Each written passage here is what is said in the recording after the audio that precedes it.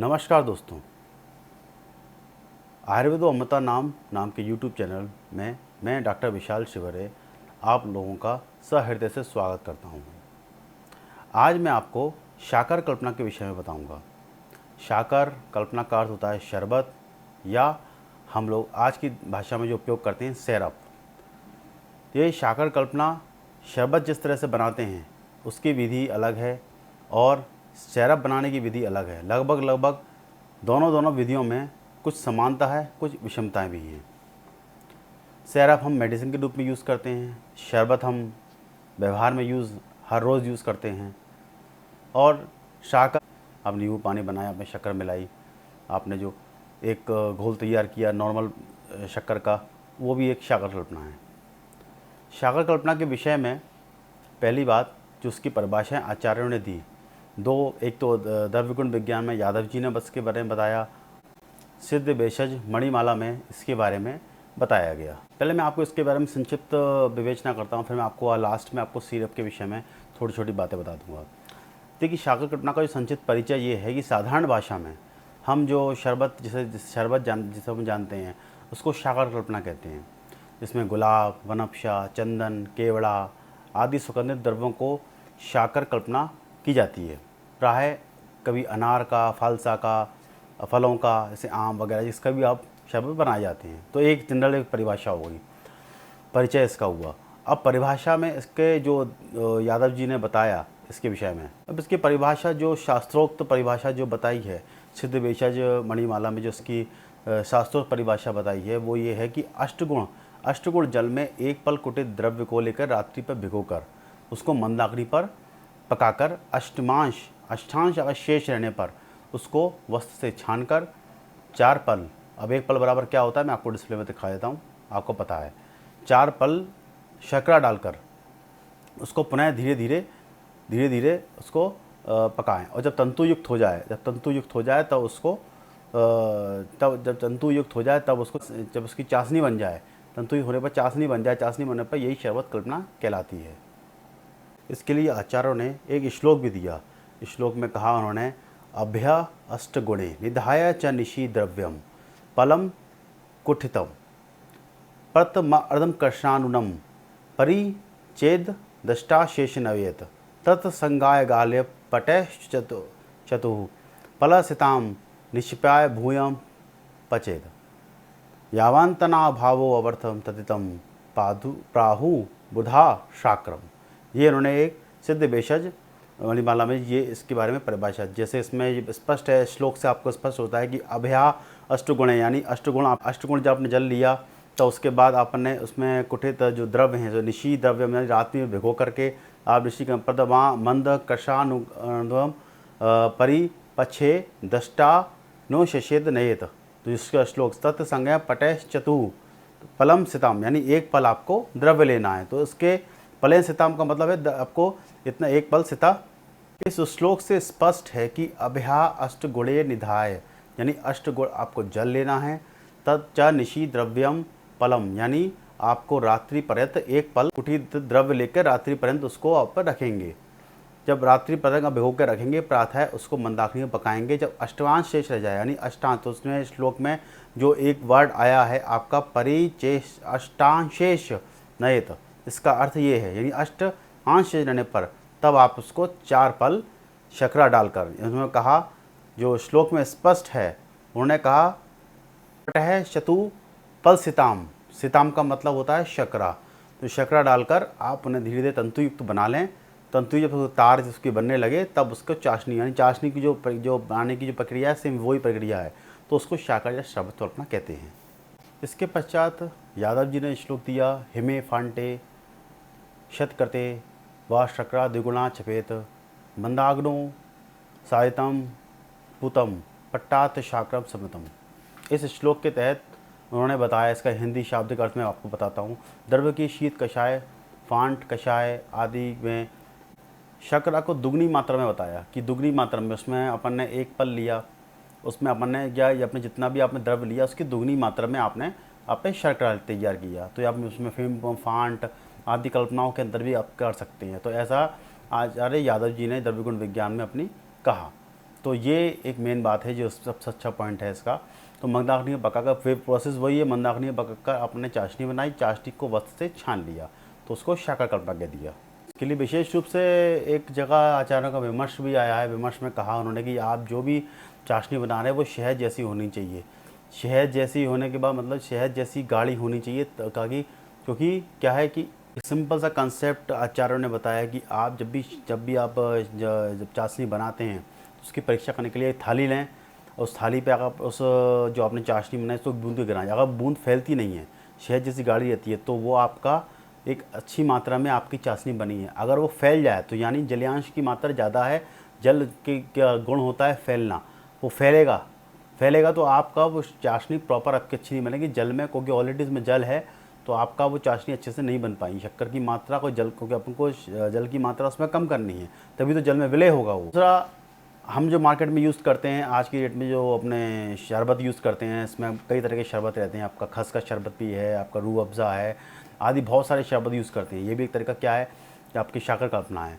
उन्हें बना के आपको ऑलरेडी दे दिया, उसके अंदर प्रिजर्व करने के लिए वो सोडियम बेंजोएट, पोटेशियम मेटासल्फाइड और साइट्रिक एसिड जैसे आपके प्रिजर्वेटिव्स डालते हैं, जिसकी वजह से वो काफ़ी समय तक टिका रहता है, काफ़ी समय तक ख़राब नहीं होता है। तो ये एक सबसे इम्पोर्टेंट बात इसकी है जो याद रखने वाली चीज़ है। इसके बाद आपके जो इसके उदाहरण है, उदाहरणों में सबसे ज़्यादा इसमें वनस्पति शकरा, स्यादल शक्कर निर्माण आदि, इनके बारे में जो मैंने एक चीज़ बता रहा, चाशनी की अपन को तो अपन चाशनी या बेल शरबत किसी की भी अपन परीक्षा करते हैं, तो एक मैंने थाली वाला उदाहरण दिया। दूसरा मैंने बताता हूँ कि तर्जनी और अंगुष्ठ को अपन को चाशनी को पकड़ के अपन, ये तर्जनी उंगली कहलाती है आपकी, तर्जनी ये आपकी मध्यमा, फिर अनामिका, और चौथा कनिष्ठा, और पाँचवा आपके अंगुष्ठ कहलाता है। तो ऐसे करके ये आपकी ये 5 उंगलियाँ हैं। अब इसमें आपको जो आपकी तर्जनी होंगे, तर्जनी उंगली अंगुष्ठ से पकड़ के आपको छानना है। जब तार बनने लगे तो आप समझ जाए कि आपका बिल्कुल परफेक्ट आपकी चाशनी बनी है।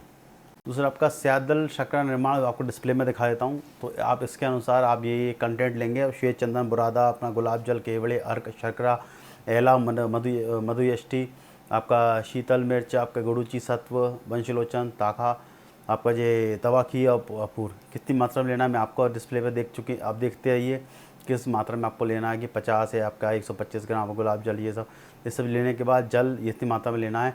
निर्माण विधि सिंपल है इसकी, जिस प्रकार शरबत बनाया जाता है सेम वही प्रोसेस रहेगी आपको। या कूट करके 50 ग्राम रात्रि पर्यंत अष्टगुण जल में 400 ग्राम जल में भिगो दें। प्रातःकाल इसको अग्नि पर चढ़ाकर मंद मंद अग्नि से पाक करें, और पाक होते होते आपका अष्टमांश अर्थात 50 ग्राम अब लगभग रह जाए तो उतार कर आपका स्वच्छ वस्त्र से छान लें। 200 ग्राम शर्करा डालकर पुनः पकाएं। फिर तार या चाशनी बन जाए तो गरम गरम वस्त्र से छान लें। अंगुष्ठ या तर्जनी उंगली के मध्य में रखकर उसको दबाएं, और बूंद बूंद सा तार जब बन जाए तो उसको देखें। तो ये इसकी सिंपल प्रक्रिया है। इसकी जो मात्रा है 25 से आपका 50 मिलीलीटर तक, 150 मिलीलीटर जल मिलाकर के भी लेंगे आप। तो इसके जो प्रयोग हैं, आपका पित्त, ज्वर, दाह, मूत्रक्रच, रक्तपित्त, इनमें काम करता है। क्योंकि आपने देखा होगा कभी भी आप एनर्जेटिक हो जाते हैं अगर आप ये शरबत का उपयोग करते हैं, जब बेल शरबत हो, रूह अफ़ज़ा हो, कोई भी शरबत हो, आप अगर शरबत का यूज़ करते हैं तो आप एनर्जेटिक हो जाते हैं। तो ये मेन इसका जो मेन उद्देश्य है वो यही है। तो मूत्रक्रच, रक्तपित्त, श्रम, पित्तज आदियों को ये दूर करता है। बाद बनफशा शर्करा, बनफशा बहुत इंपॉर्टेंट है, आपको आधा डिस्प्ले में दिखाया था आपको कितनी मात्रा में बनफशा शर्करा लेनी है। आपको डिस्प्ले में दिख रहा होगा कि आपको 1 किलोग्राम आपको बनफशा लेनी है, शर्करा लेनी है। निर्माण विधि सेम टू सेम वही है जैसी आपने अभी तक वैसे बनाया है, तो उसमें मैं ज़्यादा चर्चा नहीं करूँगा। आगे इसकी मात्रा अनुपान है, मात्रा आपके 25 मिलीलीटर से 200 मिलीलीटर तक अपन ले सकते हैं, ठीक। और इसके बाद पित्त ज्वर, फिर जीर्ण ज्वर अत्यंत लाभकारी होता है। प्रतिक्षय, कांस, श्वास, शरीर में लाभ होता है। लेकिन एक चीज़ का ध्यान रखना है, मधुमेह के रोगियों को ये आपको शरबत कल्पना या शाकर कल्पना से अवॉइड करना है, देना नहीं है। बहुत ही विषम परिस्थितियों में देना पड़ेगा, क्योंकि अगर शुगर उसका हाई हुआ तो उसको प्रॉब्लम होगी। तो ये सबसे इम्पॉर्टेंट है, तो इसकी चीज़ का ध्यान रखा जाए बिल्कुल भी। तो ये अपन कंट्रास्टेशन है कि इनको नहीं दे सकते। आचार्य ने इसको जयपुरी भाषा में भी बताया है, जो अपने वैद्य कुलगुरु भट्ट श्री कृष्ण राम जी ने इसको थोड़ा अलग तरीके से इस बनफशा शर्करा की भाषा में बताया। उन्होंने कहा, जरादिता या कटुकान कश्यान चेत पिबेद की वेद वैद दयम निबोध हंस मधुपचारे वहाँ वनस्पा सार पिलावे। तो इसका अर्थ सीधे सीधे अंतरों में ये है कि ज्वरग्रस्त जिन सुकुमारों को, रोगियों को ज्वरग्रस्त जिन सुकुमार रोगियों को कटु कषाय औषधियों पीना कष्टप्रद लगे, उनको वनस्पति शर्करा पिलावें। पित्त ज्वर में शमन होता है। वैद्य कुलगुरु ने ये इसके बारे में बताया। तो ये इस चीज़ का विशेष ध्यान रखें। हमेशा बच्चों में बहुत ज़्यादा उपयोग किया जाता है, इसको अपन सिरप कहते हैं। सिरप कल्पना का ही एक इसी का रूप सिरप कल्पना है। अब मैं थोड़ा सा आपको सिरप कल्पना के विषय में बताता हूँ। ये सिरप को हम सॉल्यूशन भी कहते हैं। तो सॉल्यूशन की परिभाषा सिंपल है। सिरप जो बना है, जो सॉल्यूशन बना है, वो सोल्यूट और सॉल्वेंट के कॉम्बिनेशन से बना है। जो सोल्यूट और सॉल्वेंट, जो सोल्यूट है वो सॉल्वेंट में डिज़ोल्व हो जाना चाहिए। तो यही एक सॉल्यूशन का सबसे दोनों मिलके मोनोफिजिक अवस्था होती है। तो उसको अपन यहाँ पे सॉल्यूशन को बनाया, ये एक शब्द का अर्थ है। मोनोफिजिक का अर्थ है चीनी में पानी मिलाया तो चीनी नहीं दिखेगा, तो कहता है मोनोफिजिक कहलाएगा। नमक को पानी में मिलाया, नमक दिखता है क्या, तो उसको मोनोफिजिक कहते हैं। अगर नमक और चीनी की जगह बालू डाल दें तो बालू की जगह बालू दिखेगा, तो उसको क्या कहेंगे, बायोफिजिक। तो ये एक जनरल कंसेप्ट है। जब हमारा सॉल्यूट कोई ड्रग पार्टिकल हो और सॉल्वेंट हमारा वाटर हो, तो दोनों को मिलाकर बनता है सिरप। आप डिस्प्ले में देख सकते हैं मैंने किस तरह से चार्ट बनाया हुआ है। यानी ये ड्रग वाटर में डिज़ोल्व हो जाए तो वो बनता है आपका सिरप। सिरप को भी हम 3 भागों में बांटते हैं। पहला सिंपल सिरप, दूसरा फ्लेवर्ड सिरप और तीसरा होता है मेडिकेटेड सिरप। अगर हम ड्रग को पानी में डिज़ोल्व करेंगे तो उससे बनेगा सिंपल सिरप। ये सिंपल सिरप की परिभाषा है। नमक पानी घर में घोल के आपने पी लिया या शक्कर पानी बनाया आपने तो पी लिया, तो क्या कहलाएगा, सिंपल सिरप कहलाएगा। हमारा सॉल्वेंट जैसे वाटर में, अगर अपन वाटर की जो है आपका फ्लेवर्ड है, जैसे कि आप रूह अफ़ज़ा लें, वो फ्लेवर्ड है, इसमें कलर है, आपका कलर है, या फिर जैसा भी आपका फ्लेवर बना हुआ है कि बनाना फ्लेवर है, जो भी आप रूह अफ़ज़ा लेते हैं, उसमें आपने ड्रग कोई भी पार्टिकल डाला उस वाटर में, यानी उस वाटर में ड्रग घोल देंगे, तब वह जाकर के फ्लेवर्ड सिरप कहलाएगा। तो ये फ्लेवर्ड सिरप का जो आपको चार्ट पे दिख रहा है, ये इसका कंसेप्ट है। सॉल्वेंट में ही कलर है, पार्टिकल है, क्या है, तो उस पर डिपेंड करता है। तो ये फ्लेवर्ड सिरप कहलाएगा। तीसरी चीज़ मेडिकेटेड सिरप, जो सबसे इंपॉर्टेंट है, जिसके बारे में हम सब बहुत देर से चर्चा कर रहे हैं।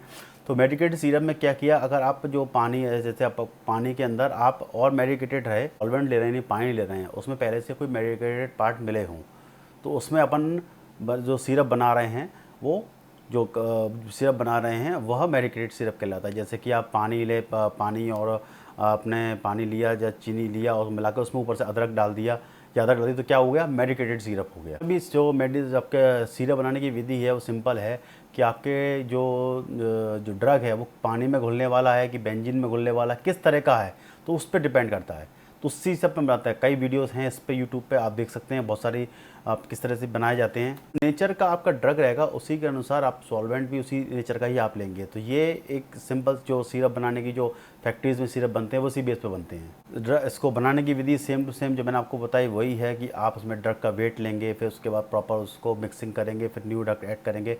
तो वही चीज़ इसके अंदर जो बेस है आपका शकरा, वो आप लेंगे। तो ये इसका बेस हो गया। अब इसमें एडजुवेंट डालेंगे। एडजुवेंट क्या चीज़ है ये बताता हूँ आपको। एडजुवेंट में क्या अब 3 तरह से बनता है, वो कैसे अच्छा बना सकते हैं उसके विषय में बताया जाता है। स्वीटनिंग एजेंट डालेंगे अपन, जिसमें अपन या शुगर या सैक्रिन, जिससे अपना सिरप जो है मीठा हो जाए। तो एक तो ये मेन चीज़ है। बात कलरिंग एजेंट डालते हैं, इसमें कलर उसका अपन डिसाइड जो भी कलर है आपको लाल, पीला, नीला, जैसा आपको कलर बनाना है सिरप का, वो कलरिंग एजेंट कहलाता है। फिर उसके बाद आप फ्लेवरिंग एजेंट डालते हैं, इसके अंदर बनाना फ्लेवर हुआ, आम फ्लेवर हुआ, जो भी आप बनाना चाहते हैं। और चौथा डालते हैं आपका स्टेबलाइजर। स्टेबलाइजर क्या चीज़ है, आप कि उसका पीएच मेंटेन करने के लिए सिरप बनाया जाता है, तो स्टेबलाइजर कहते हैं। डालने के बाद फिर से इसको मिक्सिंग किया जाता है। फिर उसको आपका फ़िल्टर पेपर से उसको छानेंगे अच्छे से। तो उसके बाद फिल्ट्रेशन जो कहलाता है, उसके बाद आप उसको निकालने के बाद फिर अपन को ईयर टाइट करके उसको अपन शीशी में इकट्ठा करके उसको रख लेंगे। एडवांटेज डिसएडवांटेज की बात करें तो पहला एडवांटेज का स्वेलिंग कहलाएगा। सोइलोइंग का यानी ये है कि तुरंत आप उसको, कोई भी हो, चाहे बच्चा हो, बूढ़ा हो, कोई भी उसको तुरंत ले सकता है। टैबलेट क्या है कि आसानी से खाने में प्रॉब्लम होती है कई लोगों को, तो सिरप के माध्यम से लेता है। तो क्या एब्जॉर्प्शन प्रॉपर हो पाता है उसका, क्योंकि एब्जॉर्प्शन को कि अपन टैबलेट लेंगे तो जल्दी जाके अपने बॉडी में घुलेगी, रक्त में घुलेगी। लेकिन सिरप में ऐसा नहीं है, सिरप तुरंत जाएगा और तुरंत अपना काम एक्शन शुरू कर देगा उसने, यानी उसका एब्जॉर्प्शन रेट बहुत स्ट्रॉन्ग रहेगा। मेडिसिन बहुत कड़वी रहती हैं, कई बार बच्चा चूर्ण नहीं ले पाता या फिर टैबलेट नहीं खा पाता, तो अपन सिरप के थ्रू उसको देते हैं। तो सिरप से क्या है कि बच्चा होकर ले लेता है। अब इसके डिसएडवांटेज की बात करें, डिसएडवांटेज ये है कि एक तो इसका जो डोज़ रहता है कि डोज़ जो है प्रॉपर नहीं रहता। अपना टैबलेट में डोज़ प्रॉपर रहता है, इसमें जैसे 300 मिलीग्राम है तो उसमें 300 मिलीग्राम टैबलेट उसमें जो कि पहला सॉल्टर का मतलब होता है कि क्या होता है कि उसमें एक्सपायरी डेट लिखी रहती है आपके सिरप में। आपने खोला तो उनके आपको उसको 1 महीने में ख़त्म करना है। अगर बहुत समय तक रहेगा तो उसमें फंगस लग जाएगा, ये वायु के संपर्क में ख़राब हो जाएगा। टैबलेट के संग ऐसा नहीं है। टैबलेट के संग क्या होता है, एक बार आपने टैबलेट खाई और बहुत समय तक रखा रहा तो उससे फ़र्क नहीं पड़ने वाला, उसको आप उसके बाद में भी यूज़ कर सकते हैं। पर चूर्ण और ये सिरप के संग थोड़ी सी ये समस्या आएगी, या फंगस लगा या थोड़ी नमी और ज़्यादा नमी आई तो वो ख़राब हो जाएगा।